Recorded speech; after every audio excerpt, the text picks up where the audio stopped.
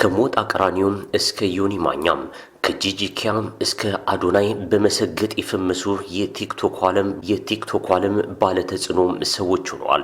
የቲክቶከሮች ሽልማት የፈጠረው ጫጫታና የሳያት ደምሴ ፎቶ የኢትዮጵያ ማህበራዊ ሚዲያ እንደ ቀትር ወጀብ እያናወጠው ዛሬም ቀጥሏል።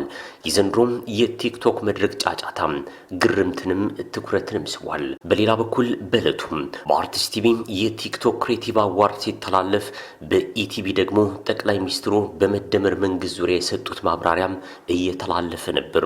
ዩቲዩብ ላይ የአርቲስት ቲቪው በዕለቱ 63000 የቀጥታ ተመልካችን ሲያገኝ የኢቲቪው ደግሞ ከ700 በታች ቁጥርን ይዞ ነበር። የቲክቶክ አዋርድ ከሚሊዮን በላይ ተመልካቾችን አስመዝግቦ የአብይ አህመዱ የመደመር ማብራሪያ ግን 10000 እስካሁንም አልተሻገረም። የሞዴሊስትና የአርቲስት ሳያት ደምሴ ጉዳይም ዛሬም እያነጋገረ ነው። መንገዳችን እነዚህን ጉዳዮች በስፋት ይመለከታቸዋል። የቲክቶከሮች ሽልማት የፈጠረው ጫጫታና የሳያት ደምሴ ፎቶ የኢትዮጵያን ማህበራዊ ሚዲያ እንደ ቀትር ወጀብ እያናወጠው ነው። የዘንድሮም የቲክቶከሮች መድረክ ጫጫታ ግርምትን ትኩረትንም ስቧል። በቲክቶክ ክሬቲቭ አዋርድ ሰግጥ ፈምስ በሚል አባባሉ የሚታወቀው ከመቀሌም እስከ አሜሪካ፣ ከአሜሪካ ካናዳ፣ ከካናዳ ቶሮንቶ፣ አዲስ አበባ የገባው አዶናይ ማሪ በተጽዕኖም ፈጣሪነቱ ቀጥሏል። በሶስት ዘርፎች ትልቁን ክብር ያገኘው አዶናይ ሲሆን የዓመቱ ምርጥ ቲክቶከር በአነቃቂ ዘርፍም አዶናይና የዓመቱ ላይፍ ስታይል አሸናፊ ተብሎ ተመርጧል። አዶናይ ሰግጥ ፈምስ ማንንም አትስማ ውስጥህ የሚልን ተከተል ፍርሃት ገዳይ ነው በሚል ዝነኛ ንግግሩም ይታወቃል። በዚሁ በቲክቶክ መንደር በጤናና ማህበራዊ ጠቀሜታ ዘርፍ ዶክተር አብይ ታደሰን የሕክምና ይዘት ተሸላሚና የማህበራዊ ኃላፊነት ተሸላሚ የሚሉትን ሽልማቶች ጠራርጎ ወስዷል። ሕክምናን ወደ ቲክቶክ በማምጣት የሕክምና ምክር በመለገስ የሚታወቅ ሲሆን ከሚሰራበት ጅማ ተነስቶ አሁን አዲስ አበባ የአንገት በላይ ክሊኒክም ከፍቷል። የመድረኩ ሌላኛዋ ባለብዙ ሽልማት አሸናፊ ዩቲናስ ሆናለች። ላይፍታይም አሸናፊና ምርጥ አለባበስ በሴት የሚሉትን ክብርም ተጎናጽፋለች። ሌሎች ዋና አሸናፊዎች ዶሚኔት ኑሪ ምርጥ ወንድ ኮሜዲ፣ ንጹህ ምርጥ ሴት ኮሜዲ፣ ብሩክ ኒውስ ብሩክ ጫላ የኢንፎርማቲቭ አሸናፊ፣ ናሆም ፎንቴ ላይቭ ስትሪመርና መምህር ዳኒ የስቲም አሸናፊም ይገኙበታል። ዩቲናስ በባለፈው በሰይፉ ሾው ላይ ቀርባ ስለነበር ሰይፉ ፋንታሁን ለዩቲ ቀሰቀሰ በሚል በአዶናይ ደጋፊዎች ዘንድ ቅሬታም ቀርቦበት ነበር። ከዚያም የቴዎድሮስ ካሳሁን ባለቤት አምለሰት ሙጬ አዶናይን በግሏ ዩቲዩብ እንግዳ ማድረጓም አነጋጋሪ ነበር። በዚህ የቲክቶክ ሽልማት ባለባበስ፣ በፋሽን፣ በራስ መተማመን የታየው መነቃቃት በጎ ቢሆንም አንድ ክስተት ግን ታዳሚውን እጅግ አሳስቧል። ማስተዋል የተባለች ቲክቶከር ኢየሱስ ጌታ ነው፣ ጌታ ያድናል የሚል የፕሮቴስታንት ስብከት በመድረኩ ስታቀርብ ዩቲናስ ደግሞ አልሐምዱሊላህ አላህ ነው የአሸናፊ ሚስጥር የሚል መልእክት አስተላልፋለች። ከዚያም ቀጠል አድርጉም አዶናይ ደግሞ ማርያም የስኬት ምንጭ ናት የሚል መልእክት አስተላልፏል። ሁኔታውን በጥልቀት የተመለከቱ ሰዎች በሃይማኖት መመካት፣ እምነትን መከተልና ማክበር ግድና የሰብአዊ ባህሪ ጌጥነቱ እንደተጠበቀ ሆኖ በሃይማኖት መፎካከር ግን ተገቢ አይደለም ያሉት በርካቶች ናቸው። በብሔር ጡዘት ግጭት ውስጥ የሰነበተው የኢትዮጵያ ሕዝብ በሃይማኖት ፉክክር ውስጥም እንዳይገባም ስጋት ፈጥሯል። በሌላ ሰሞነኛ ትዝብታችን የሞዴሊስትና አርቲስት ሳያት ደምሴ ጉዳይ ትኩረትን የሳበ ሆኗል። በ1999 ዓ.ም በኢትዮጵያ ሚሊኒየም መባቻ የኢትዮጵያ ቆንጆ የተባለችው ሳያት ደምሴ ከ2002 ጀምሮ በፊልምና በዘፈን ስራዎቿ ተጽዕኖ መፍጠር የቻለች እንስት ነች። በ1997 ዓ.ም ተገዳ እንደተደፈረች በይፋ ያጋለጠችው በራስ መተማመን ያላት ሳያት በዝምተኛነቷና በጨዋነቷ በእጅጉ ትታወቃለች። ታዲያም ከሰሞኑ ጸጉሯን በሻሻ ስራ በስራ ልብስ ከሆነ ካፌ ምግብ እየተመገበች በቲክቶክ ምስሏን ታጋራለች። በፊልተር መልክ በማሳመር የሚታወቁት ቲክቶከሮች ሳያት ቆንጆ የወጥ ቤት ሰራተኛ መስላ ፎቶ መልቀቋን ተከትሎ ብዙም አስተያየቶች ተሰጥተዋታል። ብዙዎች ህይወትን እንደወረደ ሳታስመስል እውነቷን የምትኖር ደፋር ሴት ሲሉ አሞካሽተዋታል።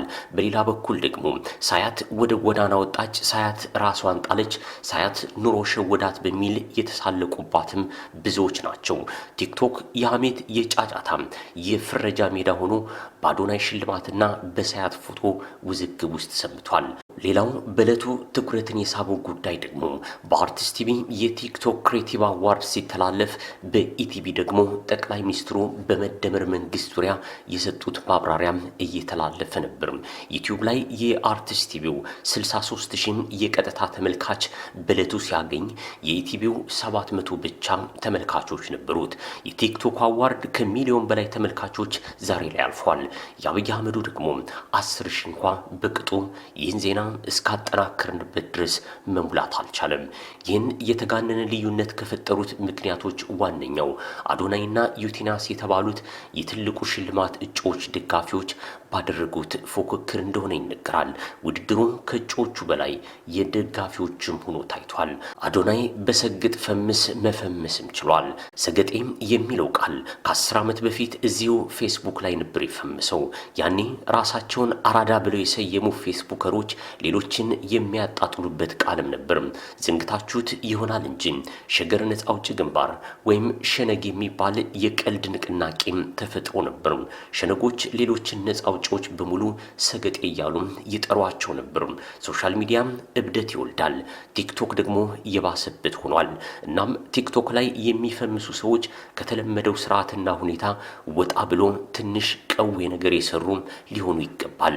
በድብቅ የሚደረጉና የሚታወቁ ነገር ግን በአደባባይ የማይወሩና የሚያሳፍሩ የሚያናድዱና የሚያስቆጡ ነገሮችን ማድረግና ማለት የተለመደ ሆኗል።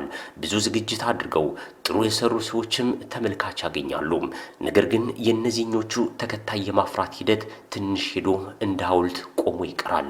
በዚህ መሃል ነው አዶናይ ነጥሮ የወጣው። ሰግጥና ፈምስ የሚለው ቃል መታወቂያ ሰንደቅ ዓላማው ሆኗል። መጀመሪያም እሱም ሲናገር ይህንን ያለ ይሉንታ ያለ ፍርሃት ራስን መሳቂያና መሳለቂያ በማድረጉ የሰውን ትኩረት ስለመሳብ ነው ያወራው። ምክንያቱም መፈመስ ረብጣ ያመጣል። እሱ ራሱ መጀመሪያ መሰገጥን እንደ አማራጭ መፍትሄ ነበር ያቀረበው። ነገር ግን ልክ ያኔ በ2010 በጋራ ስናብድ ጠቅላይ ሚኒስትሩ ደጋግሞ ከሚጠቅሷት ቃል መደመር ጋር ህዝቡ ፍቅር ሲይዘው እርሳቸውም ከተራ ቃልነት ወደ ፖለቲካዊ ፍልስፍናነት እንዳዛወሯት አዶናይም እንደዋዛ የተናገራትን ሰግጥና ፈምስ የሚለውን ወደ ማነቃቂያም ንግግርነት ሳይፎግር ቀይሯታል። ሰግጥ የሚለው ቃል አሁን እንድምታው ተቀይሯል። ያለ ይሉኝታ ማድረግ ያለብህን አድርገህ የተመልካች ትኩረት ግዛ እንደማለትም ሆኗል። አዶናይ የመጀመሪያ ሰሞን ሴቶችን የሚያንቆለባብስና የሚያወድሱ ንግግሮችን በመናገር ነበር የቲክቶክን ቀልብ ሳበው። በኋላ ላይ ገንዘብ ተቸግሬም ጎዳና ልወጣ ነው ብሎ አወራና በጎ ፈቃደኞች ገንዘብ አዋጠው ህይወቱን እንደታደጉትም ይነገራል። ትንሽ ቆይቶ ደግሞ ሴጋ ወይም ግለ ወሲብ ብዙ ጊዜ እንደሚፈጽም ያወራም ነበር። በእነዚህ ጊዜዎች ውስጥ እየተቀለደበትም እየታዘነለትም እየተተቸም የቲክቶክን የቀልብ ርካብ እየወጣም ነበር። በመጨረሻ ግን ከካናዳ ወደ ኢትዮጵያ መጥቶ ተከታዮችን በማስተባበር እርዳታና ትኩረት የሚሹ ሰዎችን በካሜራ ፊት መርዳትም ጀመረ። ቁንጽል ሃይማኖተኝነትና ከታዋቂ ሰዎች ጋር እሰጥ አገባ ውስጥ መግባትም አንዱ የመሰገጥ ፍልስፍናው ሆኗል። ሁሉም ለሱ ትኩረት አስገኘለት። ህይወቱ በአደባባይ ነው። በተቻለው መጠን አነጋጋሪና ብዙዎች የሚወዱትን ወይም የሚያወሩለትን ነገር በየቀኑ ያደርጋል። በዚህም በየቀኑ 100,000 ተከታዮችን ማፍራት ጀመረም። በተቃራኒው በትወና ጥበብ ይዘቶችን የምትፈጥረው ዩቲናስ ቆማለች። እሷም ከቀደምት ቲክቶከሮች አንዷ ናት። ሆኖም የምትሰራቸው ስራዎች ቁጣ ወይም ትዝብት ያስከተሉ ከመሰላት ትሰበሰባለች። ለምትሰራቸው አጫጭር ትወናዎች ብዙ ወጪ ታወጣለች። ብዙ ዝግጅቶችንም ታደርጋለች። እያደር እየበሰለችና እያደገች ነው የመጣችው። ነገር ግን የግል ህይወቷን እምብዛም ብዙዎች አያውቁም። ለብዙዎችም ለማሳየት ፈቃደኛ አትመስልም። የምንስቅባት፣ እንድንናደድባት ወይም እንድንተቻት የሚያደርጉ ስራዎችን አትሰራም። በአሁኑ ቋንቋ አትሰግጥም። ስለዚህ የመጀመሪያዋ ሚሊዮን ተከታይ አፍሪ ብትሆንም ሌሎች ከኋላዋ እየመጡ አልፈዋታል። አዶናይና ዩቲናስ ለመኪናው ሽልማት እጩ ከሆኑ በኋላ በግል ምንም ኃይለ ቃል አልተለዋወጡም። ጦርነቱ የነበረው በደጋፊዎቹና አድናቂዎቻቸው ነበር። በዚህ መሃል አዶናይ እዚህም እዚያም እየሄደ አጀንዳ መሆኑን አጧጥፎታል። ዩቲናስ ግን ከውዝግብ ራሷን ለማራቅ እጅጉን ጥራለች። በዚህ ምክንያት የእሱ ደጋፊዎች በርከት አሉ። ይህም ለአዶናይ ቢያንስ የሽልማቱን መንበር እንዲቆናጠጥ ማድረጉም ተነግሯል። ስግጥና ተብሎ እየተሸጠ ያለው ነገር በሁለት ቃላት ይገለጻል። ማስቆጣትና ተጋላጭነት ነው። ከተለመደው መውጣትና ህዝቡ በውስጡ ያለውን በአደባባይ መናገር እንደማለትም ሆኗል። የአዶናይ እያንዳንዱ እርምጃ እነዚህ ሁለቱ ናቸው።